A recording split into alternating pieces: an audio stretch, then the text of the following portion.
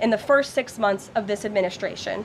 And despite many false reports in the media, nearly 70% of these arrests have been criminal aliens with criminal charges or prior convictions. This is success all around. This is removing the most dangerous public safety threats from America's communities and returning these individuals to their home countries. So there's been success all around. I'm sure you have a lot of questions today. I'm happy to get to them, so let's get started. And as always, we'll start with our new media seat, who is our podcast host today, Benny Johnson. Benny, why don't you kick us off, and thanks for being here. Thank you, Karoline. As a DC resident of 15 years, I lived on Capitol Hill. I witnessed so many muggings and so much theft. I lost track. I was carjacked. I have murders on my Ring camera and mass shootings. I witnessed a woman on my block get held up at gunpoint for $20, and my house was set ablaze in an arson with my infant child inside. And so to any reporter that says and lies that DC is a safe place to live and work, let me just say this. Thank you. Thank you for making the city safe, because no parent should have to go through what my family went through, having the fire department rip open their door to save their infant child. And so thank you for your work on securing this city. My question to you is this. Nancy Pelosi has attacked the president for deploying the National Guard to the city, saying that it is to cover for his incompetence. Hillary Clinton has also attacked the president for securing the city of Washington, D.C. I'd like to get your response to Nancy Pelosi and Hillary Clinton. Sure. Well, first of all, Benny, I'm so sorry that happened to you and your family. There have been, unfortunately, far too many victims of crime in this city, and I know the majority of residents in the District of Columbia agree with you. In fact, a new poll from the Washington Post I was reading this morning, this was released in May of 2024, so it's quite funny how many of you in the media agreed with what the president was saying yesterday, but now once the president says it, many of you are disagreeing with him. But this poll released by the Washington Post found that 65% of district residents think crime is an extremely serious or a very serious problem, and this was up from 56% last year. So the concern that you share with so many other residents in the District of Columbia is real, and that's why this president is taking action to address it. To get to the heart of your question, I think it's despicable that Democrats cannot agree that we need more law and order in a city that has been ravaged by violence, crime, murders, property theft. This should be a winning issue for all Americans. I don't understand. It's just anything President Trump does, the Democrats want to disagree with. I think the president would love to work with Democrats on this issue to bring law and order to America's cities, but unfortunately they have failed, and that's why he's taken this historic action to federalize the National Guard. And as you're seeing from last night's numbers, we already have seen success. We are removing violent offenders, we are arresting criminals, and we are removing drugs and firearms off of the streets of the city to make it safer for all of its residents. Just a very quick follow-up to that. Given the heroic actions of a member of this administration just a few blocks from this building, will the president consider giving the Presidential Medal of Freedom to Big Balls? I haven't spoken to him about that, but perhaps it's something he would consider. I'll ask him and get back to you, Benny. Thanks for being here. Gabe. Thank you, Karoline. Regarding the President Trump summit on Friday, why not invite Ukrainian President Zelensky to that summit? I know the president said yesterday that he planned to speak with him right after the summit and even before, but why not invite Zelensky, and whose decision was it to not invite him? Was it the president or was it President Putin? Well, this meeting came about because the president of Russia asked the president of the United States to meet through his special envoy, Steve Witkoff, who, as you all know, traveled to Russia to have a conversation with Putin at his request. And so the president is agreeing to this meeting at the request of President Putin. And the goal of this meeting for the president is to walk away with a better understanding of how we can end this war. And the president said at this podium yesterday when he joined all of you in the room that he hopes in the future there can be a trilateral meeting with these three leaders to finally bring this conflict to an end. But this administration has really used every lever, has taken every measure to achieve peace through a diplomatic solution.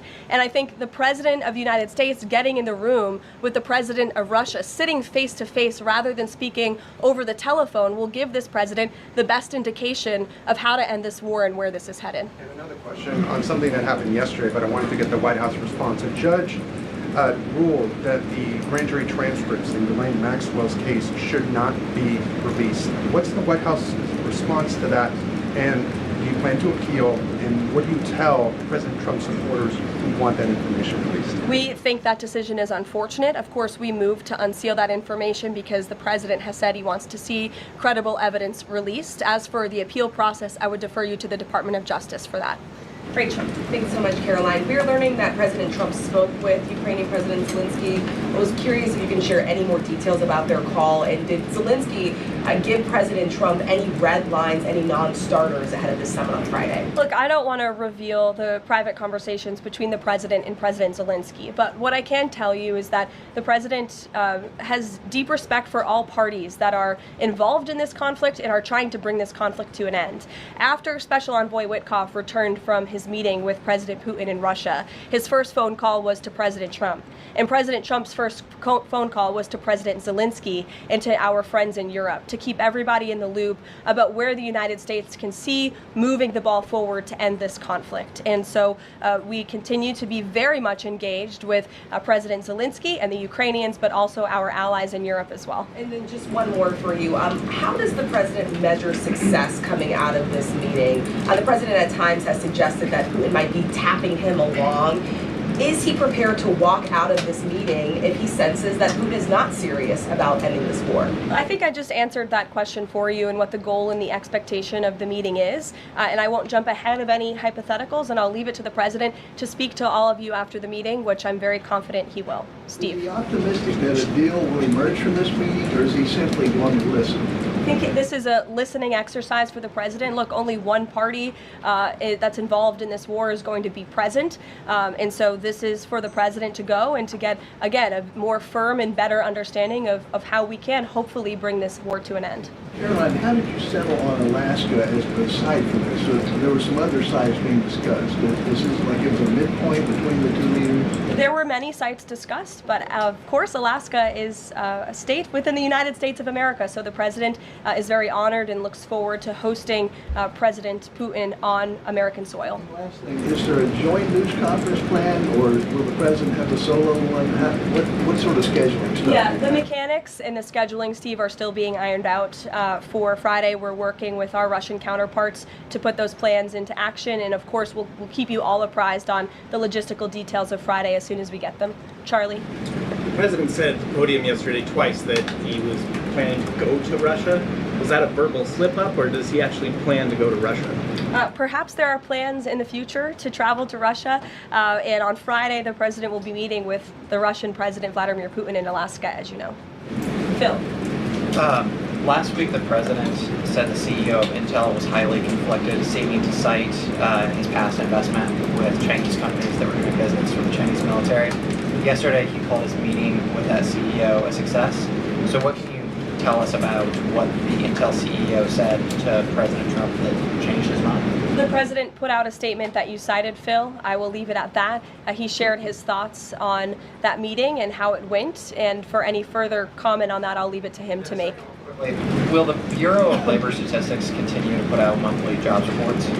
Well, look, what I'll tell you about the Bureau of Labor Statistics, I believe that is the plan, and that's the hope, and that these monthly reports will be data that the American people can trust. As you know, the Bureau of Labor Statistics has made massive revisions after the last several reports that they have put out. And there has certainly been a decline in the quality and the reliability of data coming from the Bureau of Labor Statistics, and there's been an increase in revisions. And this president and the administration is finally tackling this problem that so many have talked about, and the president is actually doing something about it. We need to restore new leadership that we can trust. As you know, the president has appointed someone new to take over the BLS, and so we need to look at the means and the methods of how the United States is acquiring this very important data, and all of that is going to be done, and the goal, of course, is to provide honest and good data for the American people to make very important economic decisions on. Michael. Thank you, Caroline. Two questions, if I may. The president has talked about land swaps between Russia and Ukraine. Vladimir Putin says he wants Russia to hold on to Russian-occupied territory in eastern Ukraine. Is the White House at all concerned about the messaging that potentially giving over or allowing for Russia to maintain its occupied territory in eastern Ukraine, what that might say to other U.S. adversaries like China? Look, right now, the President of the United States has done more to end this war than his predecessor, Joe Biden, who allowed this war to take place. This war, don't forget, happened at the result of the weakness and the incompetence of the previous administration. And so the president inherited this conflict, and he is determined to end it. And it's a very complex and complicated situation. As for the details of the plans that have been kind of tossed back and forth, I won't get into those, and I will let the president of the United States discuss those plans with the president of Russia, with our European allies, and the president of Ukraine, Zelensky himself as well. Sure, go ahead, in the green. Thank you, Caroline. As far as the policing and security operations in DC, Speak up. is there a timeline? Do we know what success looks like? And is it going to last longer than 30 days? And also, is there going to be an immigration enforcement aspect to this? So can you speak up a little bit? The air conditioning is bumping in here for all of you today after yesterday's heater, so we've got to stock up. You're welcome. Go ahead. Is there a timeline for the security operations here in DC? And also, is there going to be an immigration component to this? And what would that look like? Look, if law enforcement officers encounter a criminal in this city, and they are an illegal alien, of course the appropriate measures to detain and deport that individual will be taken, as they should.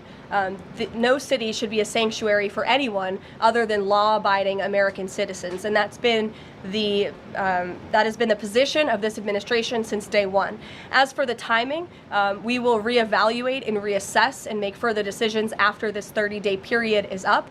But within these 30 days, our entire focus is making sure that this is the most efficient operation possible, and that we are removing as many criminals from the streets, and we are cleaning up DC as best as we can, and working with the Metropolitan Police Department to do that. I know the mayor just spoke several minutes ago. I was watching her on television, and she said that an increase of law enforcement officers on the streets will be helpful to deter crime in this city. And we look forward to working with these brave men and women of the Metropolitan Police Department to remove criminals off of our streets and to keep law-abiding citizens in the district safe.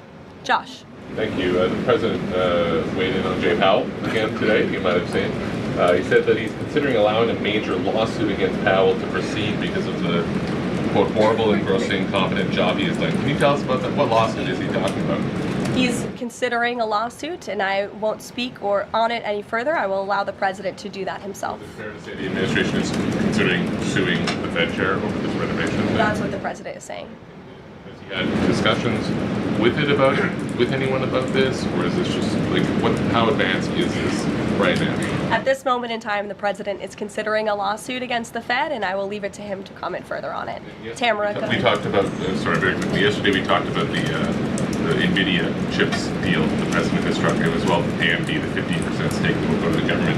Do you have any detail on how that came about? The president said he asked for 20% from NVIDIA. Did he make the same 20% ask to AMD, and/or is this something the administration is looking to do with other either chips or products, going forward? Is this a model it wants to build on? Well, look, right now it stands with these two companies. Perhaps it could expand in the future to other companies. I think it's a creative idea and solution.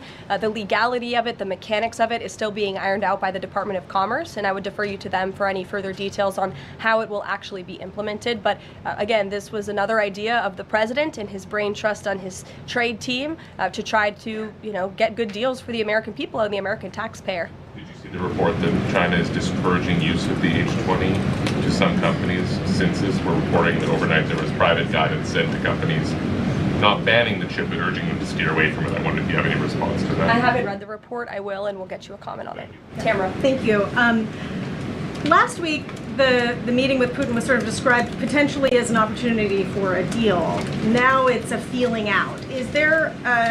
Has there been a shift in expectations within the White House, or an effort to temper expectations about what success looks like for this meeting? I mean, look, I think both can be true, right? The president has always said he wants a peace deal. He wants to see this war come to an end. But this bilateral meeting is a bilateral meeting between one party in this two-party war, right? You need both countries to agree to a deal. The president is accepting this bilateral meeting with Putin on Friday, and I will let him speak further to it after it concludes about how he felt it went. And could you also, completely unrelated topic, regarding the president's efforts in Washington, D.C., do you have any specifics about how homeless people will be dealt with, where they would be moved to? What does this look like? I do, yes, and it's an important question, so thank you for raising it.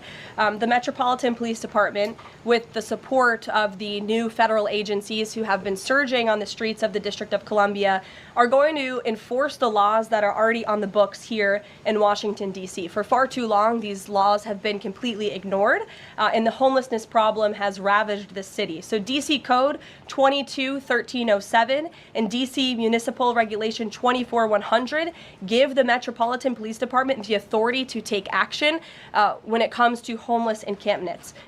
So homeless individuals will be given the option to leave their encampment, to be taken to a homeless shelter, to be offered addiction or mental health services, and if they refuse, they will be susceptible to fines or to jail time. Again, these are pre-existing laws that are already on the books. They have not been enforced, which is part of the reason for this federalizing of the National Guard to bring in this assistance for law enforcement. While we are targeting criminals and trying to remove criminals off of the streets, we also want to make DC safe and beautiful, and that involves removing mentally disturbed individuals in homeless encampments as well. So we will be using these regulations and code that already exists to clean up our streets. And we've already had great success.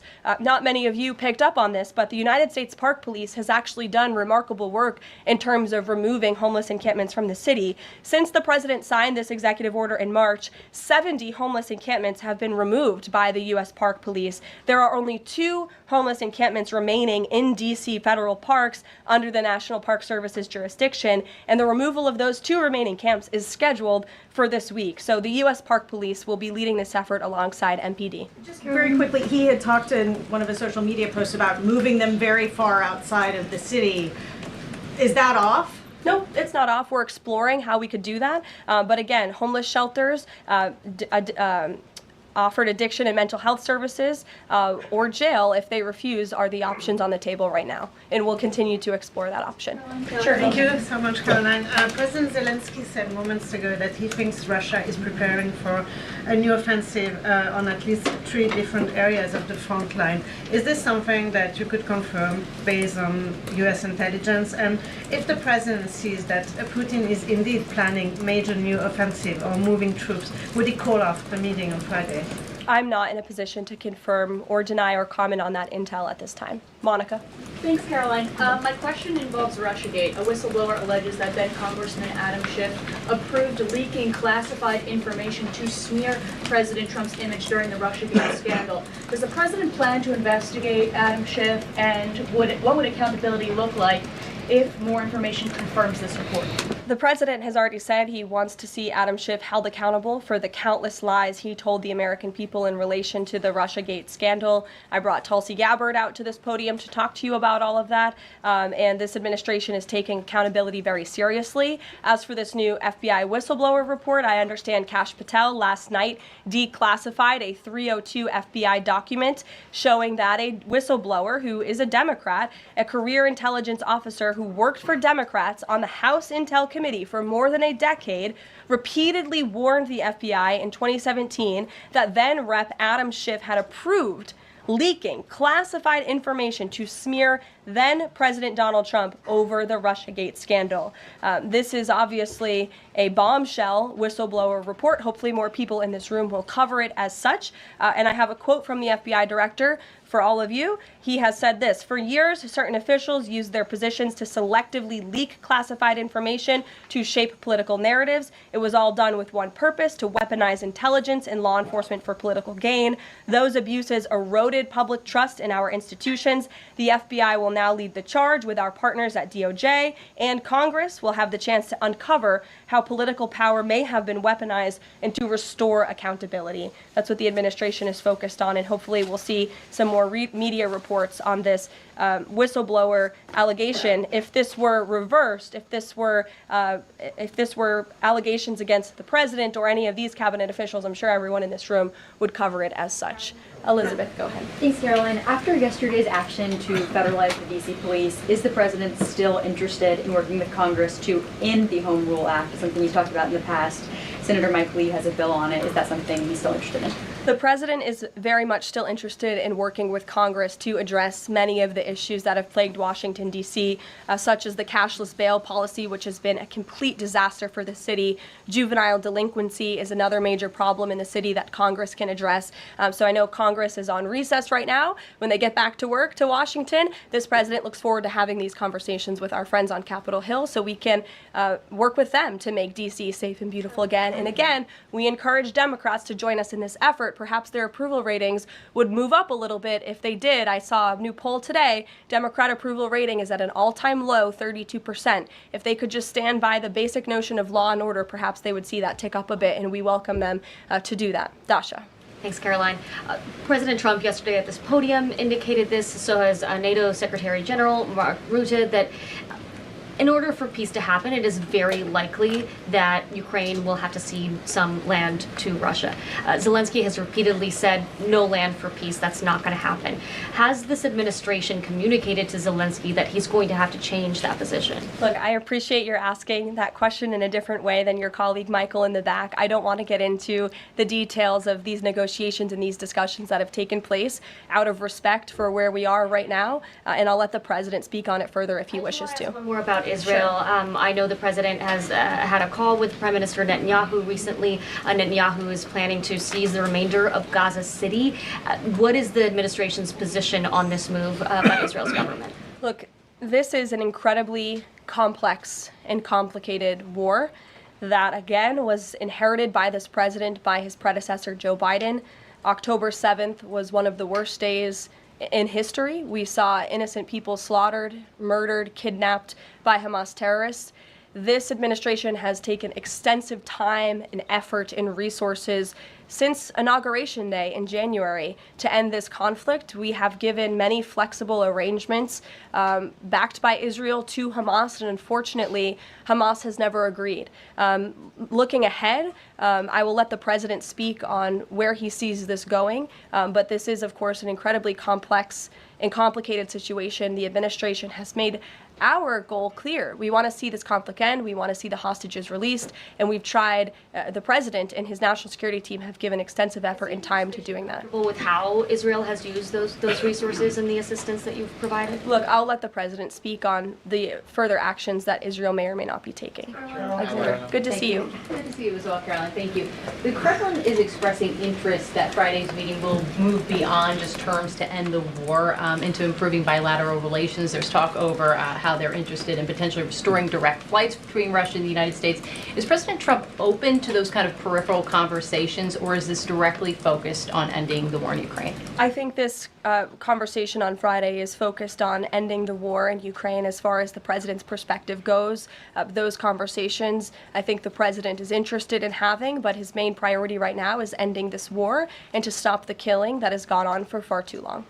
You're welcome. Caroline. In the back. Go ahead. Yeah, two questions on the economy. So first, we've had small businesses tell us that it's not foreign exporters who are eating the tariffs, it's them. And they've held off on raising prices, but soon they're going to have to raise prices. What is the White House's message to them? The White House's message to our small business owners across the country is you have never had a better ally or friend or supporter in this White House than President Donald Trump, who is a businessman himself, who understands your concerns and who wants to restore wealth back to our country through the powerful use of tariffs. And that's what he's focused on doing, while simultaneously driving down costs. You have to remember, we are 6 months into this administration, and we had a president who had no business experience, had no idea what he was doing, and who funneled billions of wasteful spending dollars into our economy, which created the worst inflation crisis in a generation. Now this president is focused on tackling inflation, deregulating, cutting costs, cutting red tape to make it easier for small business owners to thrive. And again, the economic indicators show that we are moving in the right direction. In January, when this president showed up to the White House, the 6-month annualized core inflation rate was 3.7%. Today, 6 months later, the 6-month annualized core inflation rate is 2.4%. So we are trending in the right direction, moving forward. Since President Trump took office, for another 6 months, inflation will be tracking at 1.9% at this trajectory. You look at grocery prices, they fell, energy prices fell, fuel oil fell, ship fares fell, propane fell, butter, margarine, eggs, non-prescription drugs. You go through the list of items that are falling. And then I would also point to that report this morning showing that small business optimism has reached a 5-month high. So look, we inherited an economic mess from the previous administration, but this administration is focused on fixing it every day. And part of that is signing the largest tax cuts into law to put more money back into the pockets of these small business owners. Just on the BLS, they collect the inflation data, obviously. If the jobs data is not reliable, should Americans trust the inflation data? Well, look, the jobs data has had massive revisions. We want to ensure that all of the data, the inflation data, the jobs data, any data point that is coming out of the BLS is trustworthy and is accurate, which is why the president has restored new leadership at the BLS.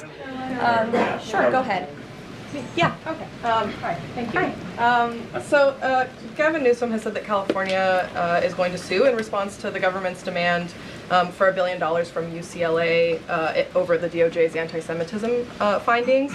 Newsom has called this extortion and ransom. So I'm wondering what the White House's response is to Newsom on UCLA. Bring it on, Gavin. This administration is well within its legal right to do this, and we want to ensure that our colleges and our universities are respecting the First Amendment rights and the religious liberties of students on their campuses, and UCLA has failed to do that. And I have a whole list of examples that I will forward to Gavin Newsom's press office if he hasn't seen them himself. Brett. Caroline.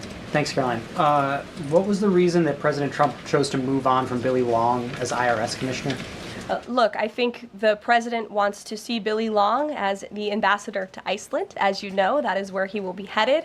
And the president loves Billy Long, and he thinks that he can serve the administration well in this position. For now, Secretary Scott Bessent will be the acting IRS commissioner. Timeline for announcing a new pick? Go ahead. Thank you. Oh, Ed, go ahead, but wait, then in the back. Yes. Go in the back first. Okay, sure. Thanks, Caroline. Ladies first. One foreign policy and then one domestic question, if I may. There are roughly 30,000 children from Ukraine who have reportedly been abducted and are kind of dispersed around Russia. They've been showing up on these websites for adoption. Is their return a red line for the president in any deal ending the war? The administration is aware of these reports. I don't want to set red lines for the president on his behalf from this podium. However, the president did encourage Ukraine and Russia to speak directly to one another in terms of these humanitarian issues. And we have seen progress. You have seen prisoners of war swapped between these two countries as a result of these direct talks, as well as children, and that remains a concern, but it's one that Russia and Ukraine need to iron out together, which is why this president has encouraged them to speak. Okay, thanks. And then if I can, sure. The D.C. action real quick. The president said yesterday that this is a model federalizing the National Guard that could be used to combat really high rates of crime in other cities like Chicago, LA, Baltimore. What sort of authority would he have to deploy forces like that, absent the Home Rule Act? Look, the president is speaking about what he'd like to see take place in other cities around the country. Right now, this administration is focused on making D.C. safe and beautiful again. When the time comes, we'll talk about that. But I will note that the president wants to see all of our nation's cities be safe. But I think starting with our nation's capital is a great place to begin, and it should serve as a model for the rest of the country. Ed. Just to bind up a few of the D.C. things, because a lot of them have been asked, but in talking with Congress about potential changes to home rule and whatever else, would he also push the House to finally pass D.C.'s budget so that it has access to all that money that it does need for policing, for schools, and for other services here in the city? Yes, and as you know, he has done that. He put out a statement calling on the House to take up the Senate's legislation, and he stands by that position. Let me take you back to something from last month. You guys announced the president was diagnosed with chronic venous insufficiency after his legs were seen swelling. How's he being treated for that? And while you were upfront about those health issues, curious if the White House would be willing to let us speak with his physician directly about those health issues. I know there were a lot of concerns about the last White House not making the physician available. Would the physician be available in this case? I don't want to make that commitment on behalf of the physician, but it's certainly something we can look into and explore out of the effort of transparency, because unlike the previous White House, there is nothing to hide. You guys see this president working around the clock, literally 24/7, all of the time, and I will be happy to look into that request. Can we at least get an update on how he's being treated for the swelling leg? Bilateral meeting with Russian President Vladimir Putin. The brutal war between Russia and Ukraine broke out under Joe Biden's incompetent leadership, but President Trump is determined to try and end this war and stop the killing. As the president has said over and over again, his strong preference will always be for peace and partnership whenever those outcomes can possibly be achieved. There is no leader in the world right now who has been more committed to preventing wars or ending them than President Donald Trump. Just look at what took place here at the White House last Friday, when President Trump hosted the Azerbaijani president and Armenian prime minister and got the two leaders to sign a historic joint declaration for peace, ending a decades-long conflict that disrupted the region and claimed countless lives. In other news, we continue to see positive economic reports across the board. Today's CPI report revealed that inflation